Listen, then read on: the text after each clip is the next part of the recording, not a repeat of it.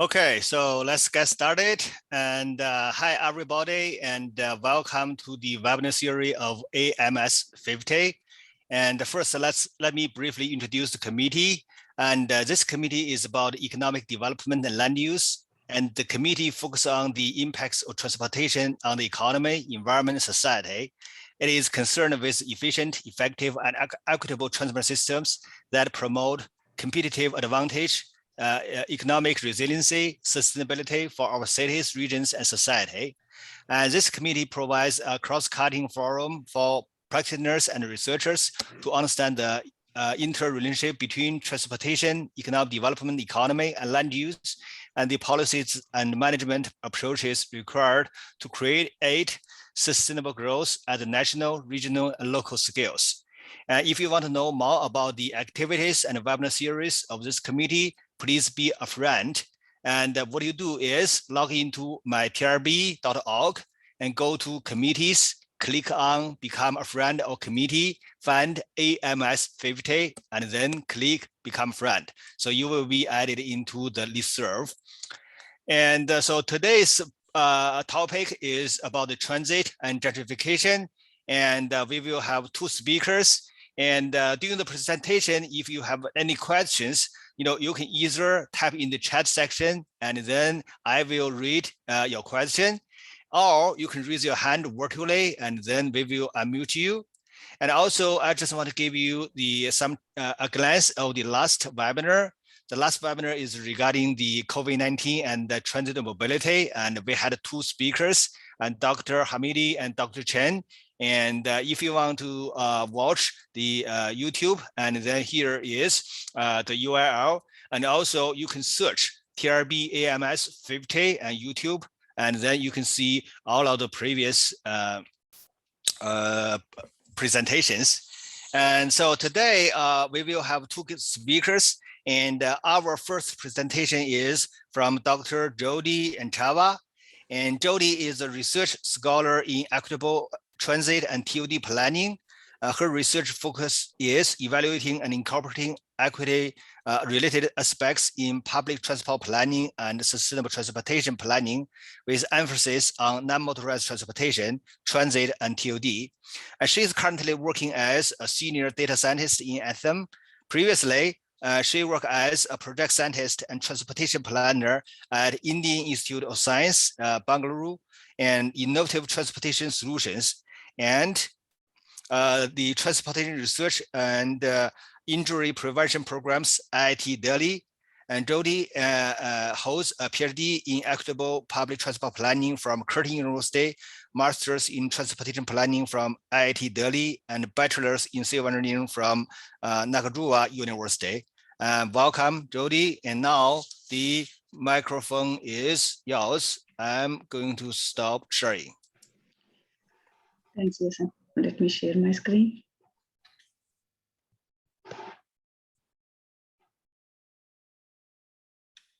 Can you see my screen?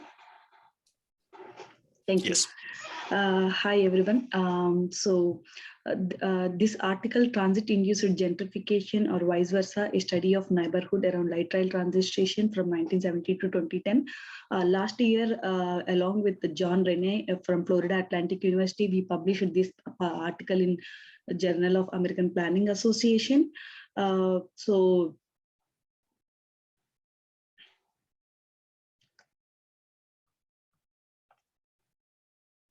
So recently, a lot of cities across the world are started investing a lot of money in transit.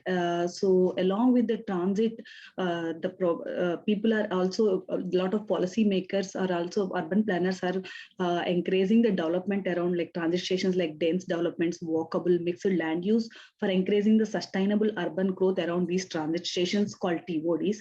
So, but some often the equity advocates are against these investments because of the worrying of the gentrification and the replacement of the poor, low income group, and also some cases exclusion of the low income group from the green belt developments, from the brownfield development. So there are some worries happening. So researchers like recently a lot of researchers started focusing on this issue and understanding, is there any evidence of gentrification around transit station area. So the study is also intent. So the main research questions we try to address in this article is there any evidence of gentrification before or during or post transit station started operating? Or is this gentrification is more prevalent, especially in the station areas which are characterized as TODs rather than the regular transit stations without any TOD development? So these are the two research questions we intend to address. So the uniqueness of this study is, so often the existing studies are either often comparing the gentrification indicators of a transit station area with the whole metropolitan statistical area. However, the similarities between the station area and the whole metropolitan statistical area may not be often matched. So to address this, we have taken the county as a reference in our study. And in addition to that, we didn't take the legacy systems which started much operating like in 1960s or 1900s, because the objective of this study is we wanted to see how the gentrification is happening. Gentrification is a slow process. It's not like the thing which happens overnight. So we intend to understand how the things are changing over a period of time, prior, during, and after transit started operating. So the methodology we adopted is, first of all, we analyzed the change in gentrification of transit census tracts compared to the control tracts from 1970 to 2010. And we also developed the composite index of gentrification in transit census tracts and control tracts using the difference between the change in gentrification indicators of census tract and the respective county by adopting the multi-level confirmatory factor analysis. Also, we analyzed the influence of TOD typology and the station buffer on the gentrification. Finally, we developed a correlative matrix to investigate the relationship between the TOD, the three TOD parameters like density, diversity, and the land use mix index on the gentrification. So the study area, as I mentioned, we intend to see all the trends, like what's happening pre-transit station, during transit station started operating, and after transit started operating. So the criteria we have chosen is, we have chosen only those areas where the transit started operating from the 1990 onwards. So there are like 7 metropolitan statistical areas in the overall USA where the metro started operating from the 1990 onwards. And we also taken only those stations started prior to the 2000, so that to leave the room for the post-transit assessment. So according to those criteria, we have taken 151 LRT stations from these 7 metropolitan statistical areas. And so we have taken, if the census tract is within the 1.5 mile radius from the transit station, we have considered those census tracts as the transit census tracts. So there are like 663 transit census tracts which are falling under this category. And the rest of the census tracts, like located within the same county as the transit station, but they are beyond the 1.5 mile radius from the transit station, we have considered those census tracts as the control tracts for this study. So, so these are the highly from the high study area, 7 metropolitan statistical areas, 151 LRT stations, which started operating between 1990 to 2000, and 663 transit census tracts located within 1.5 mile radius of transit station, and around like 400K 4,000 control tracts located in the same county as the transit station, but beyond 1.5 mile radius from the transit station. So the indicators we consider to identify the gentrification, we broadly classified into 3 categories. One is like color, social, and economical. The indicators we consider under color is like change in the percentage of white population and the black population. The social indicators are change in the population of people with a bachelor degree, and change in the percentage of the people with employed in the professional occupation, percentage of the renter occupied housing units, change in percentage of vacant housing units, percentage change in total housing units, percentage change in total population. And these are the economical indicators: change in rental values, housing values, household income, percentage change of people below poverty level, and the percentage of workers using public transit, and percentage of no car units.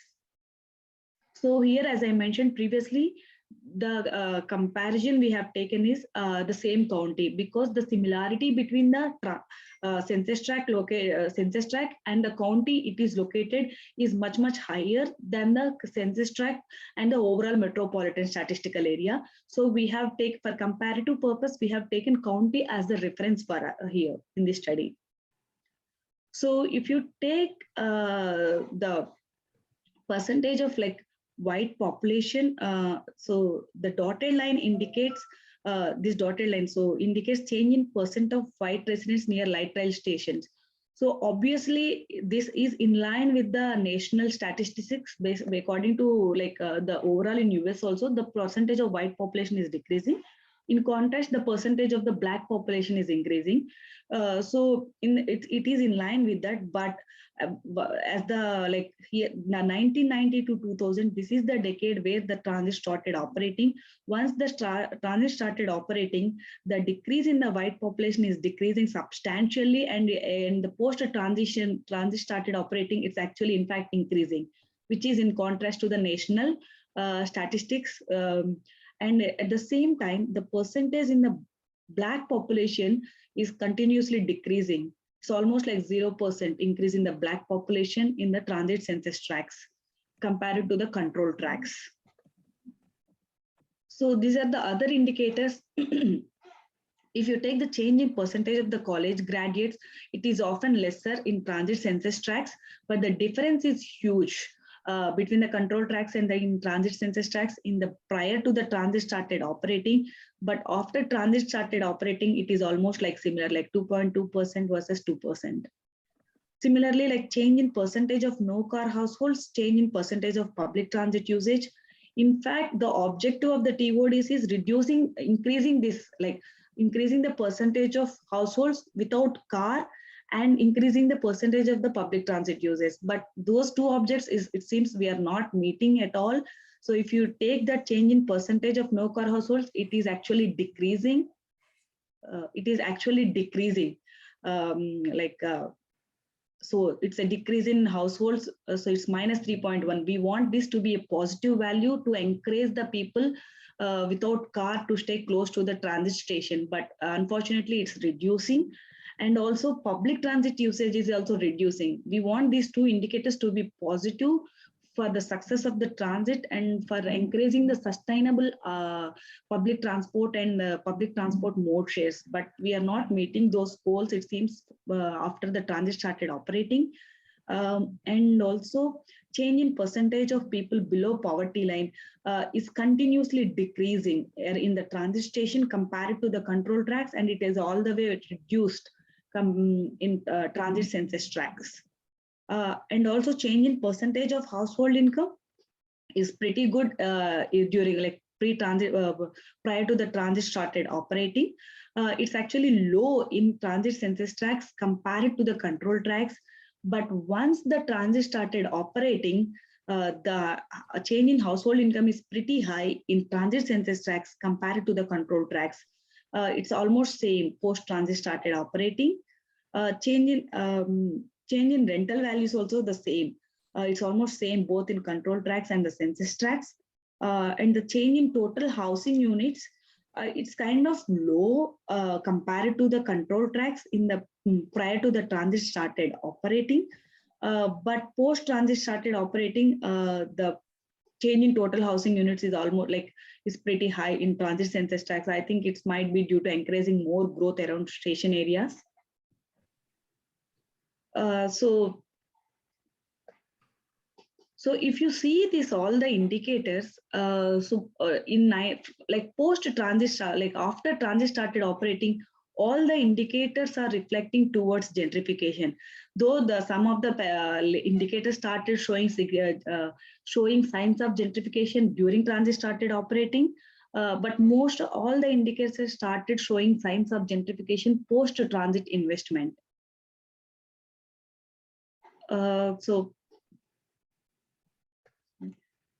So these are the percentage of the transit census tracts showing the signs of gentrification by region. So to analyze assign whether the census tract is going through gentrification or not, what we did was we classified our indicators into three major categories. Like one is color, and the other one is like social, and the other one is economic indicator.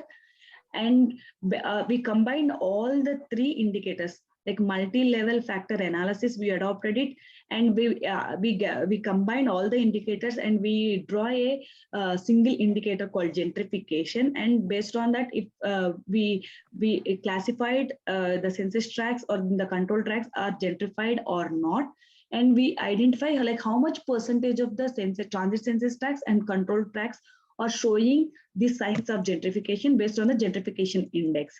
So if you take in Dallas, it's like in the transit census tracts, like immediate, like of most of the regions, like during when this is the decade when the transit started operating, you can see the substantial jump. The probability of the transit census tracts showing the signs of gentrification has increased significantly during the decade transit started operating, except St. Louis, like in San Diego, like 31 to 38. In Salt Lake City, like 41 to 69, 39 to 46. There is a substantial jump. And this jump is continuously increasing, especially in Dallas and in San Diego. In the remaining regions, it's decreased a bit post-transit started operating. So here we try to understand like how the probability of a transit census tract undergoing gentrification is varying based on the TOD typology. So how we got the TOD typology? The reference is an article published by Rene recently. I think it's not recent, it's in 2013. So how they define the TOD typology is, if the station is with a gross housing density 8 residential units per acre across the half-mile station area, and if the walk score is above 70 or higher at the station, we classified those census tracts as the transit-oriented developments. If the census tract meets only one of these criteria, either density or the walkability, we assign those census tracts as the hybrids, and the rest of the transit census tracts we assumed that as a transit adjacent developments. There is nothing much like a TOD, like as far the density is concerned and as far the walkability is concerned. They are just transit adjacent developments. So if you see that during the transit started operating, they are often mostly transit-oriented development census tracts has the high probability of it's kind of showing mixed results. During the decade when the transit started operating, they exhibited mixed results. But once the transit started operating, like post-transit investments, you can see that the probability of a transit census tract going to gentrification, if it is TOD, is pretty much higher than the other two counterparts. And also the hybrid also higher than the transit adjacent developments. So it seems it's clear that the probability of a transit census tract undergoing gentrification is often increasing with the TOD typology. So this is the correlation between the distance from the transit station and the probability of gentrification. It's like during the transit started operating, it's exhibiting the mixed results. But here, if you see that like the 1.5 mile radius, the probability of gentrification is lower when it compared to the other two buffers. These two buffers are like somehow exhibiting the mixed results. But as the distance is increased to 1 to 1.5 mile, it's pretty much lower. If the transit census tract is located within the 1 mile, it has a high probability of gentrification than the census tract located like beyond 1 mile radius. So we developed a correlation matrix to understand like how the three important variables like density, walkability, land use mix index are reflecting on the gentrification. And we found that density, walkability, all are like positively correlated with the gentrification, especially the walkability's higher impact on the gentrification and followed by the land use mix index. So the final conclusions are like economic indicators like income and home price show signs of gentrification only like during the transit started operating. But while the demographic, including the share of white and black, they already like, and the people below the poverty line, they already showed signs of gentrification prior to the transit investment. So the process has already been started like prior to the transit.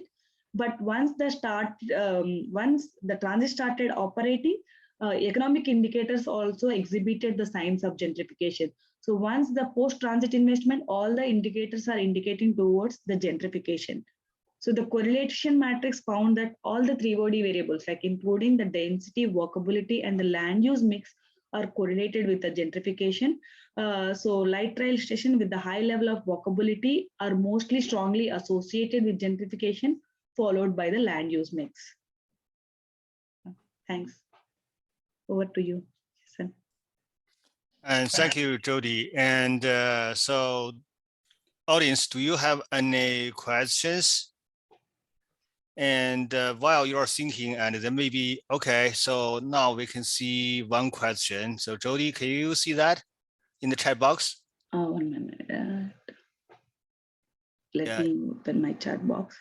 If transit is well designed and implemented, it influences nearby land values and rents, leading to involuntary displacement of some of the intended beneficiaries. Public funds spent to improve the lives of residents end up enriching land loss instead. Are the speaker familiar with the land value return techniques for returning publicly created land value to community and thereby reducing land price increases near valuable transit infrastructure? Yeah, Professor Peter is working on that, like predicting the land values once the transit started operating and tapping that increase in land value. So the landowners can give back some of those, like in terms of like tax credentials, so that they can invest back. Like I think Hong Kong, some of the cities, they're like actively developing these kind of models. So they are because the land value increased because the public government has started funding on the transit, right? So it's like the public is like government is helping for those increase in the land values. So in return, the landowner supposed to give back some of the increase in the land values back to the government to fund the public transit further. So Professor Peter is working on that. Sorry.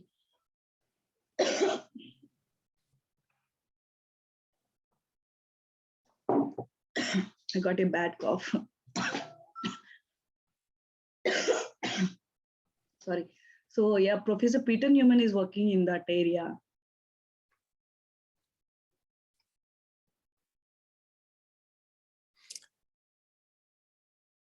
Any other questions?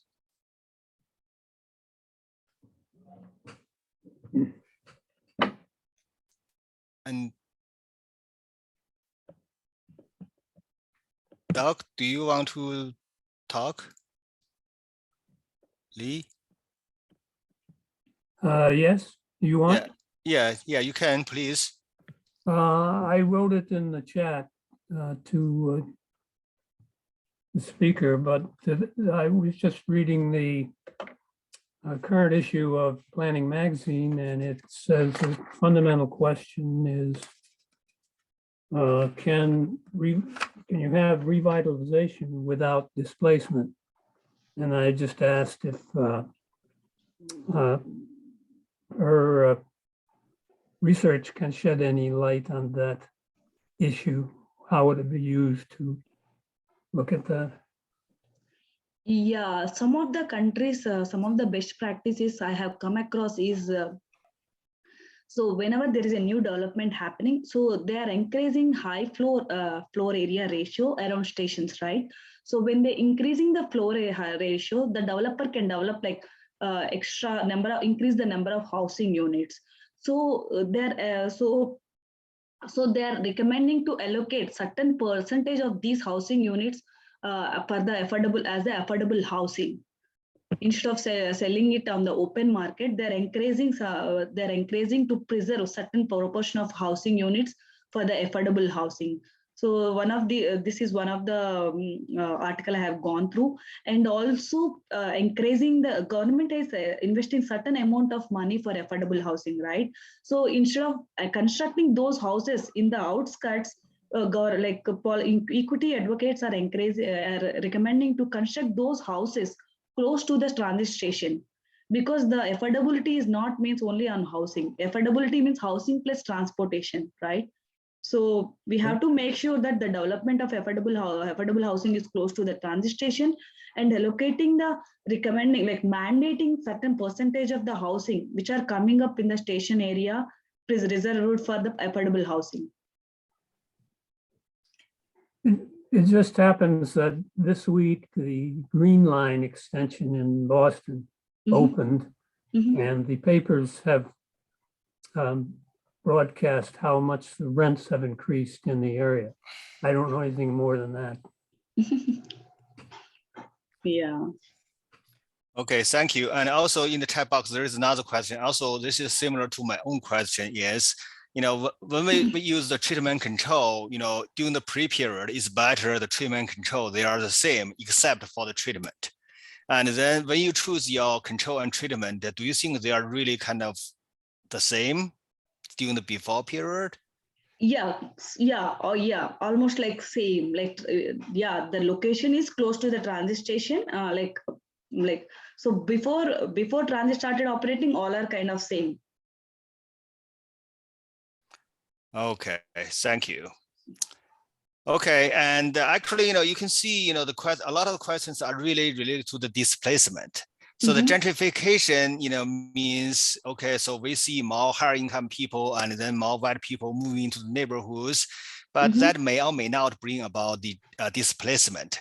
So this is kind of a very contentious issue, we need to talk about. So I think maybe this is a natural transition to our next speaker. And so we will have the Dr. Elizebeth Delmelle and to have this kind of debate. And Elizebeth is a associate professor of geography at the University of North Carolina, Charlotte, where she researches neighborhood dynamics, urban transportation, and the interaction between the two.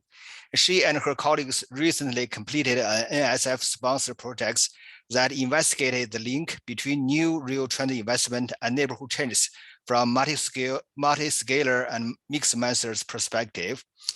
She currently serves as a social editor for the Journal of Transport Geography, and for the 2021-2022 academic year, she is a visiting scholar at the University of Amsterdam in the Department of Geography, Planning, and International Development. And Elizebeth, now welcome. Thank you very much. I'm going to start here and share my screen.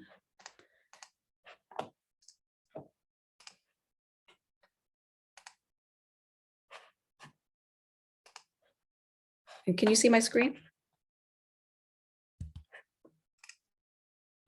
Yes. Not yet. Oh, well then that's not good. Can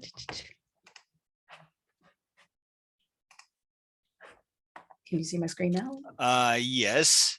All right. I can see your PowerPoints. There we go. Okay, great. Okay, thank you for the introduction. So I'm going to dive in. I put my colleague, Dr. Isabel Nilsson, on here because, as you mentioned in the introduction, we just wrapped up this project that really tried to dig into this issue of the impact of new transit stations on gentrification and displacement. So this chapter I wrote really summarized a lot of the work that we did, which is also in this website that I put at the bottom if you want to play around with that. And also just sort of our most recent review of all of these studies and kind of a reflection on what we think the takeaway from all of these different studies that we've done and other people have done is. So what is the current state of the debate or the state of our knowledge? So I've picked out what I think are the most important considerations when thinking about this. I just want to start with the background, right? So a lot of times we make the statement like, oh, transit is going to cause gentrification or displacement, but we kind of forget about what actually has to happen and why that would happen in order for these these things to be connected, right? So you put in a light rail station, right? And that's nearby a neighborhood. And what does that do? Well, that brings about some increased accessibility. So that's a benefit. And it also brings about, in the case of TOD, as we just heard about, this other bundle of amenities, right? We have walkability, we have mixed use designs. So that's an additional amenity brought about nearby those neighborhoods. And so with respect to increased accessibility, in many cities throughout the US, especially, so forget about the legacy cities, we just heard about Boston, where there is an extensive transit network. When you just add, for instance, one line here or there, the accessibility benefits that are brought about are not huge because there's already an existing automotive street network. So we'll just kind of keep that in mind. We don't necessarily think that accessibility is going to be huge in a lot of these cities that are just putting in brand new lines here and there for the first time. With respect to the bundle of amenities, another thing we need to keep in mind is that we have observed the past 20 years or so that there is an increased preference amongst younger educated white residents for mixed use, walkable, vibrant neighborhoods. And so the key thing that we need to figure out is how much of our observed changes in like TOD neighborhoods are due to this increased preference, or these bigger trends that are shaping all cities, and how much of that is actually because of the train itself. So that's what we kind of need to try to tease out if we want to say that putting in a new train line will lead to these different outcomes. Okay, so we've increased accessibility. In some of the stations, we've added these different additional amenities. So what does that do? So our theory tells us that leads to an increased demand in locations or properties and neighborhoods nearby these stations. So again, thinking about what does that actually mean in practice? So if there's an increased demand in cities where there's a lot of growth, you have developers, investors, speculators kind of on standby, and they want to know where to go next. So if we say that we're going to put in a new transit line and a station, well, that serves as a signal, and that's the location to go to. And then they might start outbidding other people for properties. They might start developing. They might offer, we'll get to this in a bit, cash offers for properties, right? And then from a resident's perspective, that new amenity factors into your location choice decisions, right? So we all think about, how did I choose which house to live in?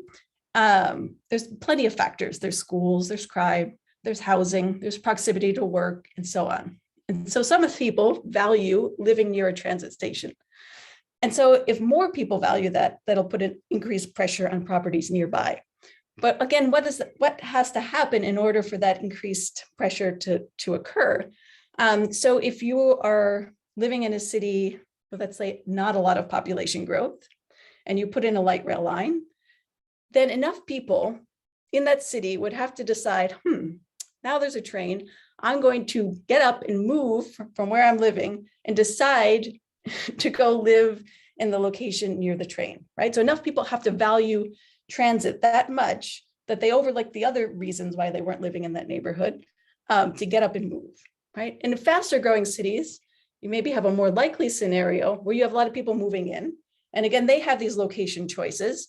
And so they rank them. Well, there's schools, there's crime, there's transit. And so that might tip it for some people. And they say, okay, an increasing number of people are now valuing the neighborhoods near transit. So in most cases, we would say that it's like the transit line itself spurring population growth, forcing people to get up and move to another metropolitan area. That's kind of unlikely. So we often say that transit doesn't necessarily spur growth, it's more redistributive. Growth is already happening. We're just looking for that signal on where it should go next. Okay, so the demand increases, and then what happens? So again, there's the new market rate, usually high density developments. So developers are going to put these developments near new transit stations, especially if there's TOD and they've got some deal with the planning agency that gets some zoning regulations relaxed. That could happen. And that will change the potential socioeconomic or racial makeup of a neighborhood. Then we have investors or flippers who might offer money from existing homeowners.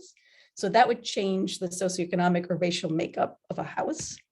And that has to happen at a neighborhood scale, right? In order for people to be displaced, so that last scenario could lead to displacement, or in some cases, but this really hasn't been shown to be true in the literature, it could lead to property taxes for homeowners going up so much that existing residents are forced to move, and then people who can afford those property taxes take over. But we don't have a huge amount of evidence for that. And the most vulnerable would be renters.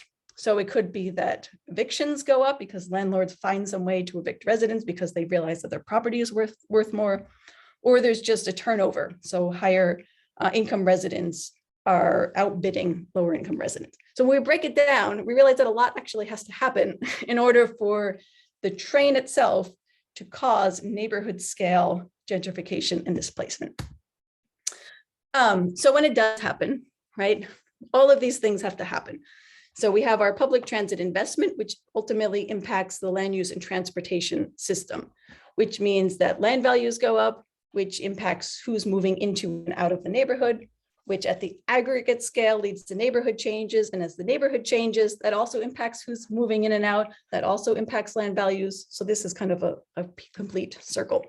And then we also have to remember that there's other people or other agents outside of this bubble that are also impacting the process. So there's planners, there's real estate agents, developers, residents, and so on. So now I'm going to go through kind of each of these pieces and kind of show what the evidence suggests so far, what we know. So lots of people have studied this connection, the impact of transit on either land and housing values, right? And most papers that you read have this sentence, which is that it's generally accepted that proximity to new stations creates price premiums. Lots of people put that sentence because there are some review papers that do generally lead to that conclusion. But if you dig into that literature, the reality is much more nuanced, especially as we start to get more sophisticated in how we model these, or at least careful. Okay, so the one thing that has a significant impact on that relationship between transit stations and property values is what type of station is being put in there. And so the literature overwhelmingly kind of shows us that walk and ride and TOD stations lead to much higher price capitalization than a park and ride station. And so what that indicates to me, at least, is that it's not the accessibility benefits that are being capitalized. Again, it's these other TOD design principles, the walkability, the associated development, more so than just being able to get to one place faster than the other. And then other people have kind of really dug into this, like Mike Duncan. He looked at price premiums being contingent on those permissive zoning regulations that enable TOD. Another important thing that we need to take into account when we model the impact of transit on property values is that the impacts are going to vary depending on what kind of neighborhood that property is in. So the literature kind of points to the fact that we can expect larger capitalization effects in neighborhoods that are either already medium to higher income. And again, think about that first slide with the decision, it's a location choice decision, right? And so if if a neighborhood is primarily lower income, maybe it has other qualities like poor schools, maybe higher crime rates, that enough higher income people are going to say, well, it has a train, but it still has all of these other things that I'm not interested in, right? So breaking it down and thinking about that, those micro decisions that have to take into account, this kind of makes sense, right? And so there's a good study by Redfern who showed that if you don't take into account this heterogeneity of the neighborhood characteristics, then you end up with significant omitted variable bias and inflated coefficients. So if you use a local model or you control for that initial neighborhood characteristics, he found when he compared two modeling approaches that the latter, when he used a local model, there was no impact. Whereas in the first one, when he didn't control for those things, he saw much higher or much more inflated coefficients. All right, another important consideration is this timing, right?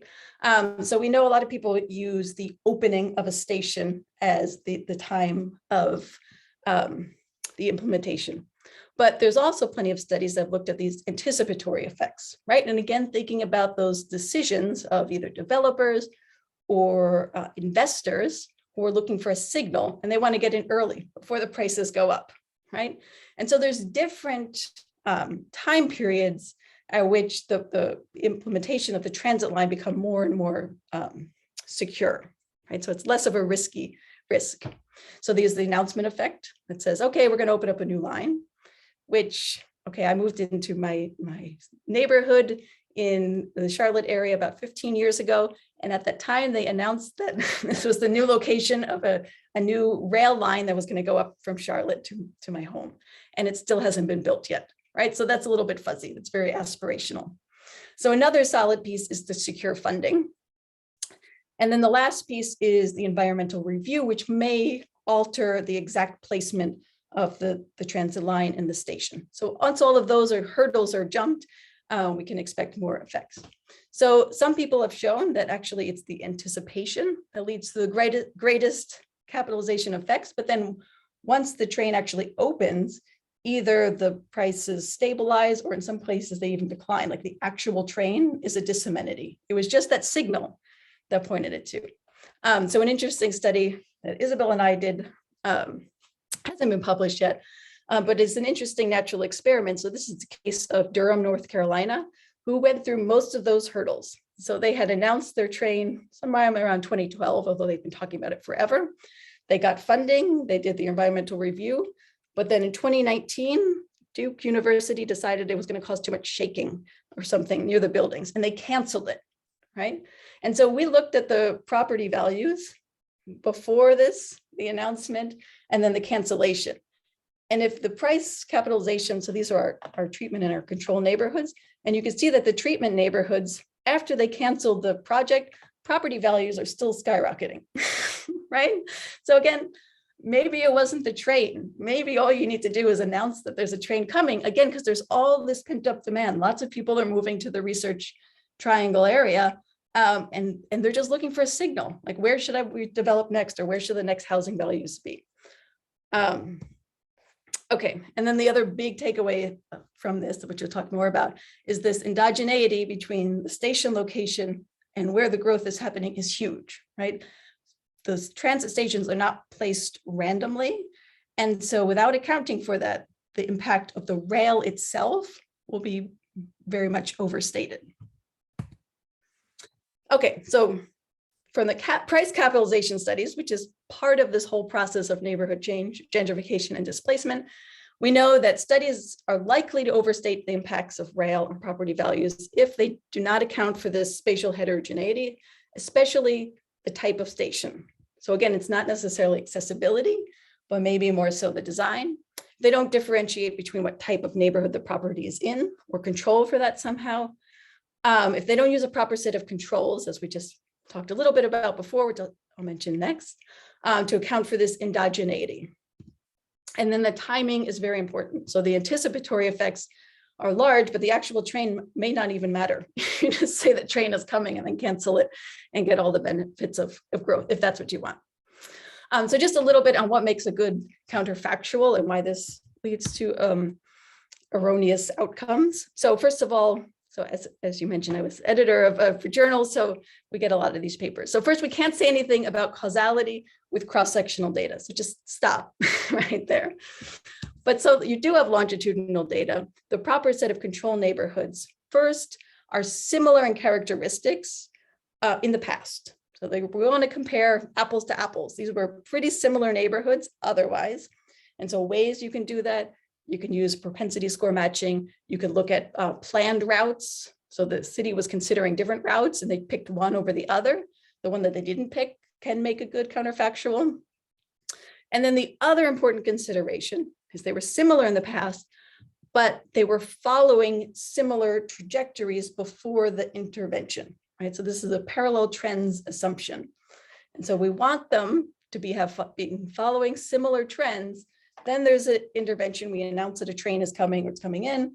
And then what happened to the trajectories? The treatment group started to increase in property values and the comparison group didn't. But we don't want this. We don't want they were similar to begin with, but our comparison group was on a very different trajectory, and this one was already starting to increase, right? And then we put the intervention. We can't say it was because of the train, it was already on this path, right? Okay, so that's the soapbox. All right, so that's our what we know about property values. So that's one thing. So then that impacts who's, as I mentioned, moving in and out of neighborhoods. We have far less data, unfortunately, on residential mobility. So this is the area that I think we need more research on, but there's different ways that residential mobility can be changed. So we can have a change of those moving into new developments, right? So we have these new developments around TODs, and because people of a different race or socioeconomic composition are moving into those developments, the aggregate conditions of the neighborhood changes. But it doesn't necessarily mean that it's causing displacement. It just means that new people are living in those specific housing. You could have outbidding of higher income residents for existing properties, especially if it's a rental property. Or what we see a lot in Charlotte is people, because it's a fast growing market, cash offers for homes that are not for sale. And so an investor will come in and say, I'll buy your house, and then they'll flip it, and then they'll replace those residents. So that's what could happen. So going back to that, who's moving into those TODs? What we do know, although there's not a whole lot of consistency, but we do know that they tend to be younger, childless couples. But beyond that, the literature is kind of mixed. We have some evidence, which I'll talk about in a bit, that they're higher income and generally white, but then other studies have shown that they're lower income Hispanic or Asian. It just depends actually on where they're built and the other conditions. So in one of our studies, we asked this other question, kind of, do lower income residents disproportionately move out after a new transit station is put into place? We used this panel study on income dynamics, which is the longest running social survey in the US, and it goes back from 1970 to 2014. And we sliced this and diced it a million different ways, but we did not find that, any evidence. We did not find that being located close to a new transit station increased the likelihood that a lower income resident would move out. But again, that was an average. It was for all types of stations, and it was across the country, even though we divided it by decade. So then another study, which I don't think he's published it, but this was his PhD dissertation, used tax records in LA and reached the same finding. Actually, he found that lower income residents were less likely to move after the new transit station came into place. So we don't have any quantitative evidence that proves the opposite. We also looked at, again, thinking about residential mobility, what else could be causing that process? We also looked at the impact on eviction rates. So you can listen to my little podcast I did with the UCLA Housing Voice, where I really talked about this paper. We looked at 4 different cities. And again, we did not find any difference between our treatment and control neighborhoods after the station was either announced or opened. There was this weird spike in St. Louis. So either they evicted everybody or this corresponded somehow with the housing market crash. So we're not quite sure about this blip, but other than the blip, the trends are pretty much the same. So we don't have a whole lot of evidence that residential mobility is impacted, but we also don't have great studies. All right, so moving on to the last thing. So the net result of the residential mobility and the housing changes would be changes in the composition of neighborhoods, because this is the aggregate of those individual pieces. So if I were to just sum up the state of the literature, I would say that many studies find actually that neighborhoods do not change. But of those, when you control properly for the case and control, as I mentioned before, so of those that do change, there are some similarities, which is that we see a higher share of college-educated residents. I forgot to mention that higher density dwellings, right? So again, think around TODs, you see more infill development, and who's moving into those infill developments are college-educated residents. The racial makeup is kind of mixed. Many of them actually found it to be unchanged, either when other characteristics did change. So in another study that Isabel and I worked on, we looked at mortgage lending trends in Charlotte after the announcement of an extension of our transit line. And we did find a significant difference between the share of Black or African-American mortgage applicants in neighborhoods after they announced this. So we saw a significant decline in the Blue Line extension neighborhoods after they announced it, big drop, whereas the control neighborhoods were kind of flat, and an increase in white applicants. So we did see some changes, but again, once we really started to dig into those results, we saw that the results were really concentrated close to the city center in neighborhoods that were walkable. So walkability was a significant factor near another gentrified neighborhood, but in lower income neighborhoods further from the city center that were predominantly African-American, we're not seeing the same changes. So again, this harkens back to there's all these other things going on. So here's my big conclusion thoughts. When I sit back and I distill, if somebody asks me, does transit cause gentrification and displacement? Here's my thought process. Normally, no, it's not just the train, right? So take that case study of Durham. When you even remove the train, the trends kept going up, right? So first important precondition is that there needs to be existing growth. So the transit itself is not going to generate population growth. It redistributes it. So I don't mean to pick on Kansas City. I don't know if anyone is from Kansas City, but just think about this rationally, right? If Kansas City tomorrow, and you don't live there right now, opens up a light rail line, how many people would just decide, oh, you know what? They've got a rail line. I think I'll move there and actually move there. Like, what is the odds of enough people moving to an area just because you've opened a train? So that's been around for a while, this thought that it doesn't actually generate growth. But when you do have high growth cities, then you've got all these developers and investors, and people are looking for a signal to go next, as I mentioned before. And at the same time, the city decides to open a rail line, usually for economic development purposes. They want to capitalize on this growth. They also want to transform underutilized land, especially vacant, older industrial land, bring it to its highest and best use. So they use transit and TOD as a vehicle to do that. Where are they going to put their line? They're going to put it in the places that are most likely to succeed. It's a huge investment, right? Ridership, at least when we've interviewed transit planners or economic planners or just planners in general, will admit that ridership tends to be secondary. The most important thing is that they get their money back for this really expensive investment, right? So then once they decided where to put the line, they then need to decide what kind of station to put in, TOD versus park and ride. And that's also an endogenous decision, right? You're going to put TOD in neighborhoods that are more walkable. They're close uptown. They're more likely to again, that return on investment. So both of those decisions are very much endogenous, right? They're already going into places that are probably going to grow, and same for TOD. Okay, and the same Kansas City example holds along the line, right? So if you have a neighborhood that has poor school quality, that has high crime rates, and you put in a TOD station, hoping that will just transform the neighborhood, again, enough people need to decide they're going to live there and ignore all of those other reasons why they weren't living there. So just placing the TOD without the other desirable things is not going to be enough to change the decision, in my opinion. So in conclusion, it's all very endogenous. High growth and walkability and mixed use development are all in high demand right now. And so TOD developments are experiencing a lot of growth, but it's not necessarily the train. That's my spiel. Okay, thank you very much, Elizabeth. And so now maybe you can open your chat box. So in that case, you can see the question from Rebecca. And so maybe it's more efficient for you to read it by yourself instead of I read it for you.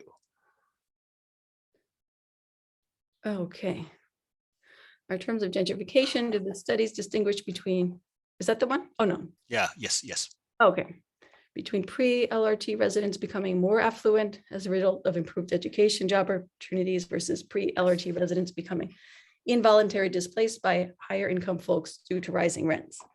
I think that there have been some studies on, not many, on whether or not, for instance, increasing transit leads to employment, better employment outcomes. And it's very hard to prove that that's the case because there's so many other reasons why. So for instance, people might not be able to get jobs because of skills they don't have because of poor education. So accessibility itself might not lead to increased education and job opportunities, especially though I'm thinking more of newer cities that are auto-dominated that put in one line, right? So accessibility benefits might be much better in more legacy cities. And so that might be a difference. But I'm not sure how much evidence there is that putting in one transit line necessarily enables existing residents to become more affluent. Okay, so that's my answer to that. Do you want me to read the next one too? Yeah, that's okay. Yeah, but I think the California experience is pretty unique, right? Because, you know, the tax is based on the sales value at the beginning. And that's not the case in North Carolina, not in Minnesota, is that right? Let me see. They won't see. Yes. So, I mean, the evidence, some papers have looked at whether or not gentrification leads to increased property taxes, which leads to increased displacement. And as I mentioned, it hasn't been found to be true. So when we started to work in Charlotte, Charlotte reassesses its property values every so many years. And it just so happened that they were reassessing when we were doing our study and the light rail opened. So many of the lower income residents we spoke to were very nervous about this. But then every 10 years, she says. But then what happened is the city ended up just lowering its tax rate. So nobody ended up paying more money. So even if their property values went up, how much they were paying did not go up. So it varies from cities to city, but it's also important to remember that generally the growth in high growing cities, property values are going up everywhere. So it's hard even to find a place to move. Okay, so I'm not sure about the city of St. Paul, but I know in my city, you know, they reassess the value every single year. Oh. So in that case, we can see the changes if it happens. But anyway, so, you know, for these scholars, you know, in general, we like the p-values because that's kind of the gold standards, you know, to show, okay, so this work is publishable.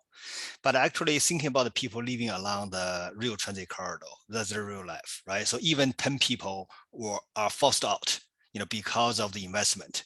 And then if the reporter coming in and talk about their story, that's going to, you know, kind of not exaggerate, just reflect their personal life. And so my question is, do you think the p-value is the right way to assess the displacement? Well, this kind of comes back to Isabel's famous quote that I like to use, which is the means versus the extremes. So when we do statistical analysis, we're trying to get at the average, right? What's in general, what's happening? What's the trend line? That's our p-value. Is this trend line 0 or not? But reporters or more qualitative work is not interested in all these observations along the trend. They're interested in the observation up here and the one down here, the one we're averaging out, right? So they'll talk to those people and they'll talk to those people and they'll give those stories. So that's one of the big reasons why we end up with these different perspectives, why in the news, at least I think, you always get the story that transit causes this. Look, I talked to these 7 people. Whereas we keep saying, well, if you look at the average, and the average is very boring because we average out those extremes. They're not even extremes, they're just high and low values. So I don't know, I think from a planning or policy making decision, it makes sense to keep our heads level and look at the average and not kind of get steered away by the extremes. But that's my perspective. Okay, thank you. And do we have any additional questions from the audience?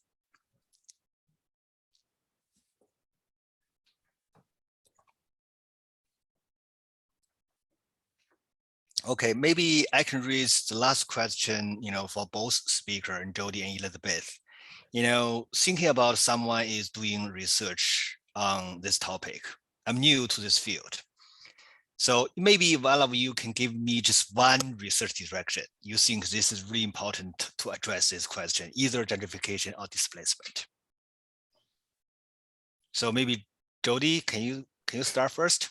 Just one research direction. Yeah, sure. Maybe I'm just thinking. Maybe Elizabeth, you can go ahead while I was thinking. Well, there is, like, as I mentioned, there's a lot less done on the individual movement. So we don't know that much about who's moving in to different neighborhoods and why. I think that's another thing. So, your location choice decision, for how many people does being close to transit influence their decision, right? So why do make people make this decision, and why would it cause these changes? That might be one thing that's interesting. Thank you. And also, I think, there is a 2006 paper, I think published by a California scholar, stated regarding the transit. It seems the transit is high, but not that high, in the least.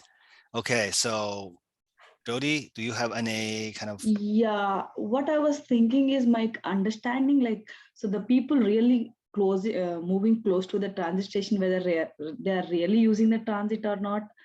Are they left their cars beyond? So it could be an interesting study to see, like, really are they interested in using the transit when they are moving near to the transit station, or other amenities, which what is the interesting factor why they attracted to the transit neighborhoods, could be another interesting topic to understand. Okay, thank you. And Rick also put something there. And Rick, can you speak first off?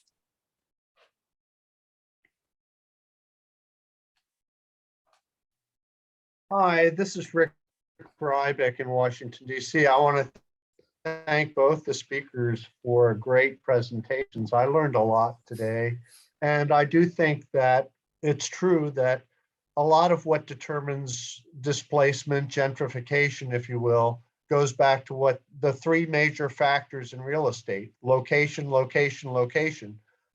Transit certainly is an important part of location, but as both of the speakers have pointed out, it's not everything about location. So there are lots of other factors involved. But one thing that is true is that if the public sector improves the location value of a place, it might be through transit, it might be through better schools, it might be through a combination of those things, then land prices and rents go up.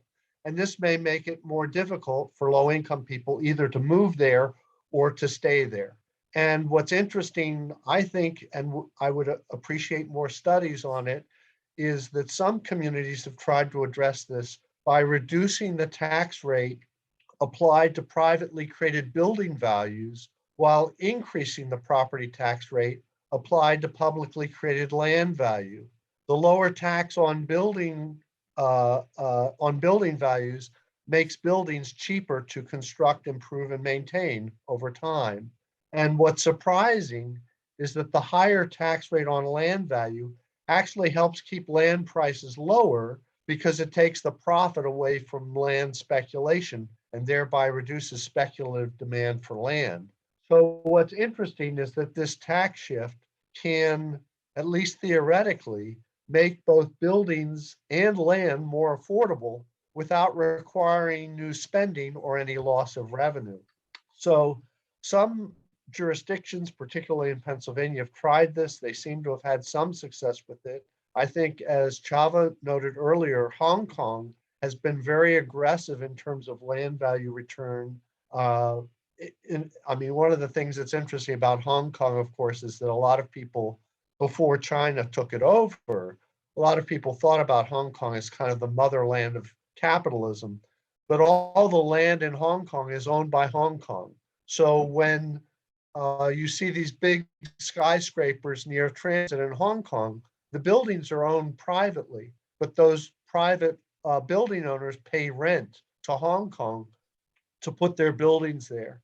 And so a lot of the transit created land value in Hong Kong was returned to the transit authority because developers paid high rents to the transit authority to use the transit authority land around the station. So that might be an area for future study. Thank you very much to both speakers. Thanks, Rick. Thank you. Yeah, that was interesting.